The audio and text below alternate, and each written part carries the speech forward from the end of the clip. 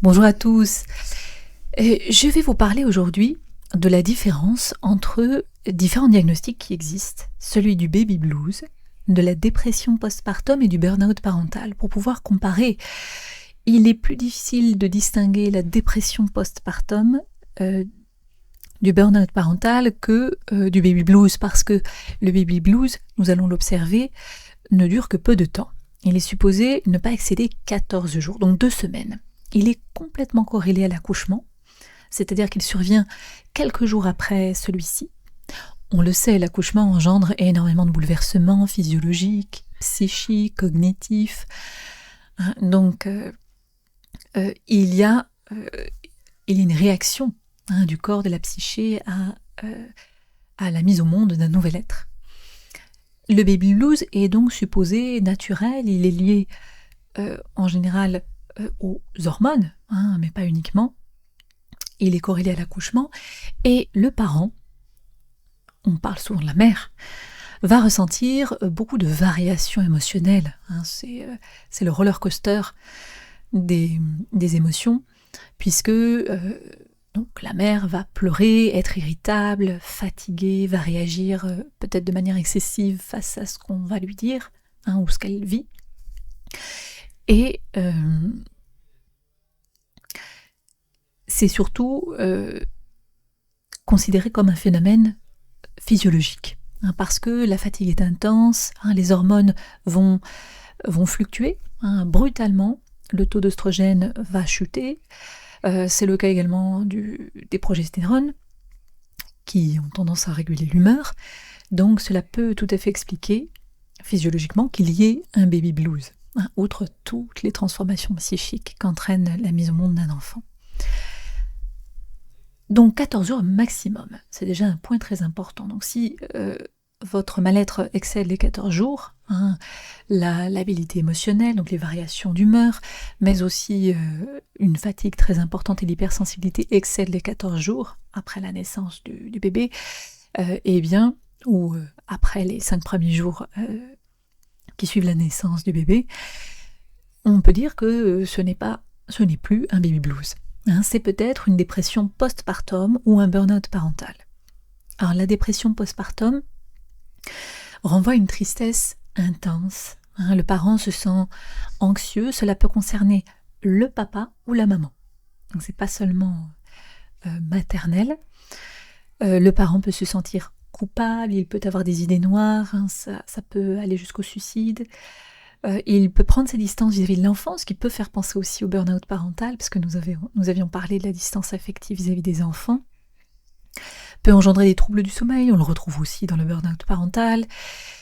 Par contre, la durée, il est important de le noter, n'est pas supposée excéder 1 an. On retrouve des cas où ça se produit, mais c'est plus rare. Donc, ça peut durer de quelques semaines, en tout cas plus de 14 jours, à 1 année. Souvent, l'on dit jusqu'à 6 mois, mais ça peut aller jusqu'à 1 année approximativement. Cela survient dans l'année qui suit la naissance, alors que nous verrons que le burn-out parental peut survenir à tout moment de la parentalité. Donc ça n'a pas à voir immédiatement avec la maternité. Le parent en burn-out parental peut se sentir excellent parent pendant longtemps, et à un moment donné, lorsque les ressources sont moins nombreuses et que les stress sont trop importants, il y a un déséquilibre qui se produit et il peut y avoir burn-out parental quand l'enfant est adolescent, donc à de nombreuses périodes de la parentalité. Alors que la dépression postpartum doit être corrélée à la naissance de l'enfant. C'est dans l'année qui suit la naissance, dans les 12 premiers mois. Le contexte est aussi celui de la maternité, puisque c'est en lien avec l'enfant qui est né et qui est encore un bébé. Jusqu'à 1 an, c'est encore le cas. Et cette dépression postpartum va avoir un retentissement, c'est-à-dire des conséquences globales dans d'autres sphères de la vie. Alors que le burn-out parental, ça ne veut pas dire qu'il n'y a aucune conséquence en dehors de la sphère parentale, mais le retentissement est surtout en lien avec le système familial, c'est-à-dire le parent, l'enfant et le partenaire. Par ailleurs, cette dépression postpartum est évidemment lié à la maternité, comme le baby blues, comme le burn-out parental finalement. La maternité, la parentalité, hein, c'est lié au lien avec l'enfant. Et ça va entraîner, donc je vous le disais, énormément de conséquences dans quasiment tous les domaines de la vie. Hein. Le domaine émotionnel, la sphère motivationnelle, énergétique, puisqu'on n'a plus de force. Hein, on est à bout, c'est aussi le cas pour le burn-out parental. Il va y avoir des conséquences, un retentissement cognitif, ce sera aussi le cas du burn-out parental, mais aussi identitaire. On ne se sent pas fait pour être père ou mère. Hein, on se sent incompatible avec la vie de mère ou de père, on ne se sent pas compétent dans son rôle. Il va y avoir aussi des conséquences relationnelles. Hein, on peut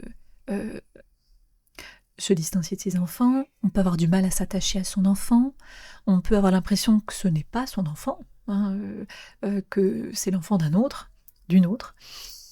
Et il va y avoir également un retentissement somatique, hein, en lien avec la nutrition, hein, le sommeil, et également un retentissement existentiel.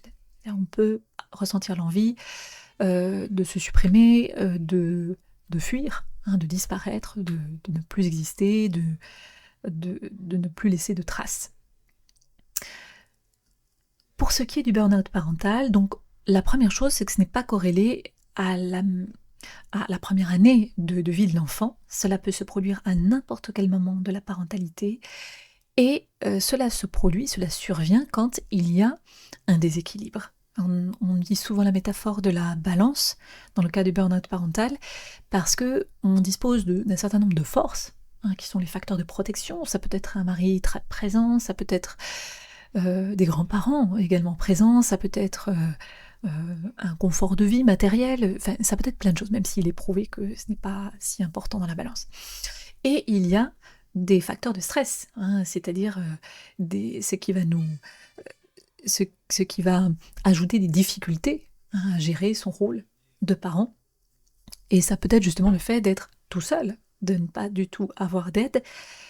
Cela peut être le fait d'avoir du mal à réguler ses émotions, donc à reconnaître ses limites, etc. Donc, dès lors que la balance n'est plus équilibrée et penche trop vers les facteurs de stress, eh bien, il y aura burn-out parental.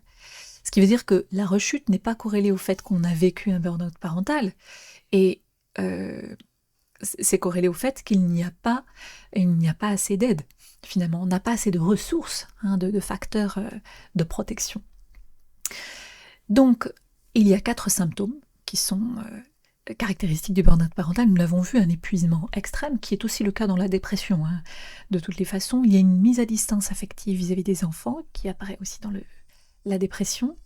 Il y a un sentiment d'être inefficace, de ne pas être un bon parent, finalement. Et il y a un grand contraste entre avant, lorsqu'on était parent, et maintenant. Hein. C'est plutôt le contraste avant-maintenant que avant-après.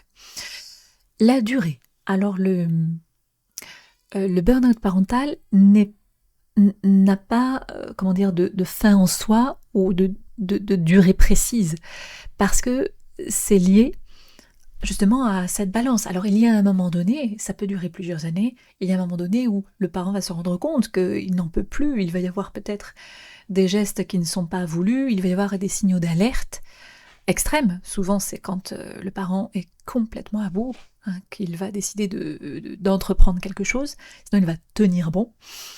Et du coup la durée n'est pas encore évaluable, elle est par ailleurs individuelle, c'est-à-dire que ça dépend de la situation de chacun, de sa capacité à faire face ou non. En tout cas, c'est un processus, nous l'avons vu, et ça, c'est quelque chose qui se produit de manière chronique, qui va s'inscrire quand même dans une certaine durée pour qu'il y ait burn-out parental, puisqu'il faut que ce soit peu de ressources et énormément de stress, trop important pendant trop longtemps. Donc c'est quelque chose de chronique qui se répète. Une accumulation. C'est spécifique à la parentalité, c'est bluffant parce que le burn-out parental, la personne en burn-out parental peut se sentir extrêmement bien dans le domaine du travail et aller au travail avec un immense plaisir et se sentir compétent,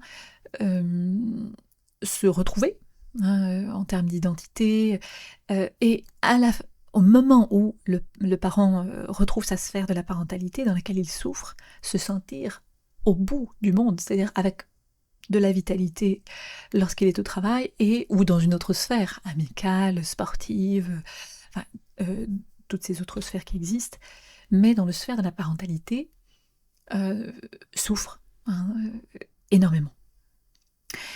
Et les champs d'atteinte sont tout de même assez nombreux, comme dans la dépression postpartum, puisque ça va affecter l'émotion du parent, ses relations.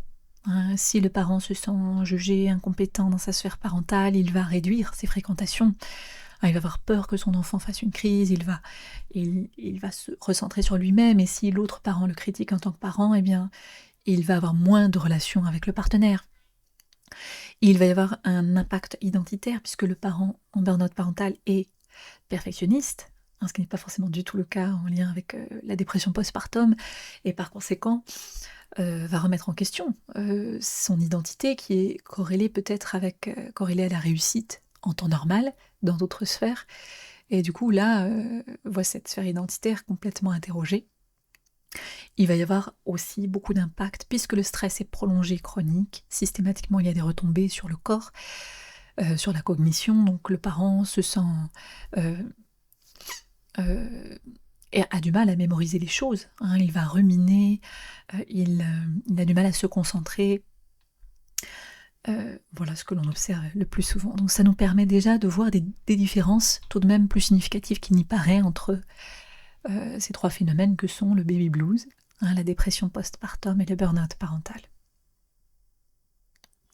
Donc pour accompagner les parents burn-out parental, pour informer les parents, les professionnels sur le burn-out parental, eh bien l'Institut Burn-out Parental France propose des actualités régulières qui sont publiées sous forme de textes, sous forme de vidéos, comme c'est le cas ici, une formation spécifiquement dédiée aux parents, mais qui se veut la plus complète possible, et tout de même scientifique, des stages pour permettre aux parents de se retrouver avec d'autres parents, d'aborder les grands thèmes du burn-out parental, de trouver des solutions qui lui sont propres,